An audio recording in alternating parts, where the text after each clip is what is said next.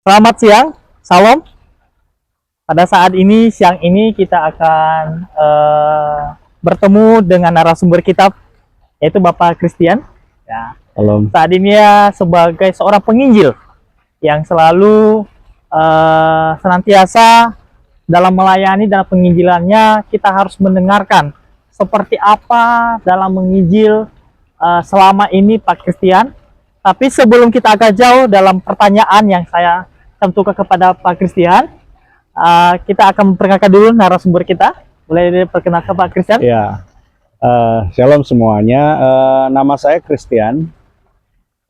Istri satu, cukup satu. Ya, saya dipercayakan satu orang anak angkat.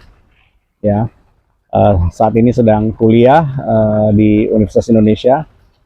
Dan oleh kemurahan Tuhan, saya bersama istri melayani di sebuah gereja lokal, bukan sebagai gembala. Kami membantu gembala senior yang ada di sana, di gereja Gerakan Pentakosta Elim di daerah Ciputat, Tangerang Selatan. Tetapi saya juga bersama istri melayani di sebuah lembaga misi dari Amerika, namanya Mission Catalyst International, yang berfokus dalam training penginjilan untuk penyelesaian amanat agung. Wah, luar biasa ya. Luar biasa nih Pak Christian dalam perjuangannya, dalam penginjilannya.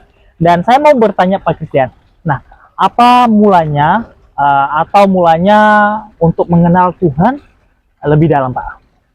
Mengenal Tuhan lebih dalam itu pada waktu saya sebetulnya SMA. Ya, saya lahir Kristen tentunya, dengan nama saya semua orang pasti tahu, Christian. Tapi saya sempat mengalami masa di mana saya rasanya kecewa dengan Tuhan. Pada waktu itu saya sekolah minggu, cuma saya merasa kenapa saya harus lahir di keluarga yang susah. Saya pernah mengalami musibah di mana papi saya waktu itu dilukai orang sehingga harus koma selama beberapa bulan di rumah sakit. Nah, ketika dia koma, tentunya mami saya nggak bisa urus saya kan, saya dititip. Akhirnya saya merasa seperti anak terlantar, ya kan. Sehingga saya bertumbuh dalam kekecewaan terhadap Tuhan, keluarga, dan saya mencari pelampiasan jadi anak nakal. Tapi ya, saya punya hidup yang ganda. Saya masih kelihatan baik di depan keluarga, saya masih ke gereja, tapi di luar sana saya jadi anak yang nakal.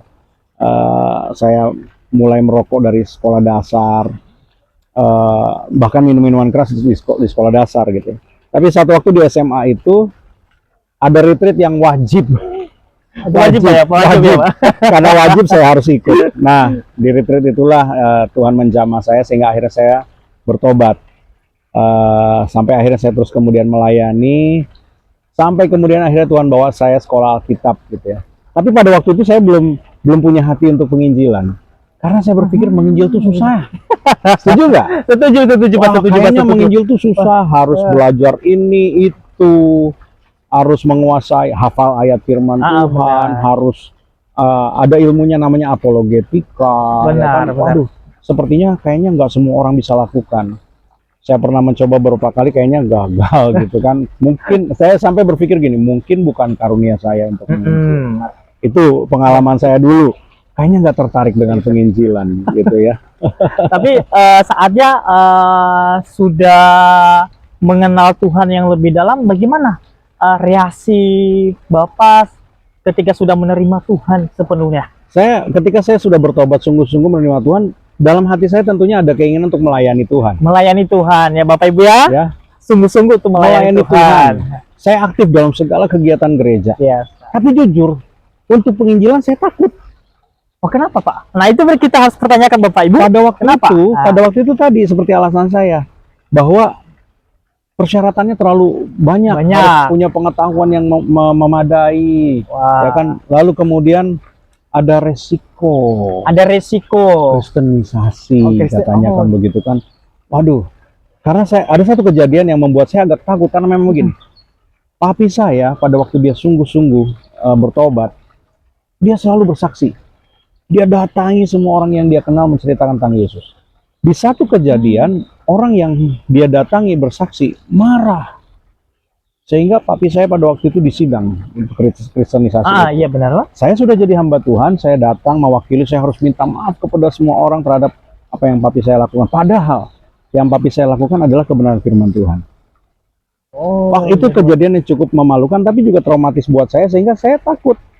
Wah, nanti kalau saya menginjil seperti papi saya ditangkap, disidang dan sebagainya ya oleh warga pada waktu itu gitu. Sehingga ya saya pikir melayani di gereja saja sudah cukup. udah cukup ya, Ya Pak. pada waktu itu.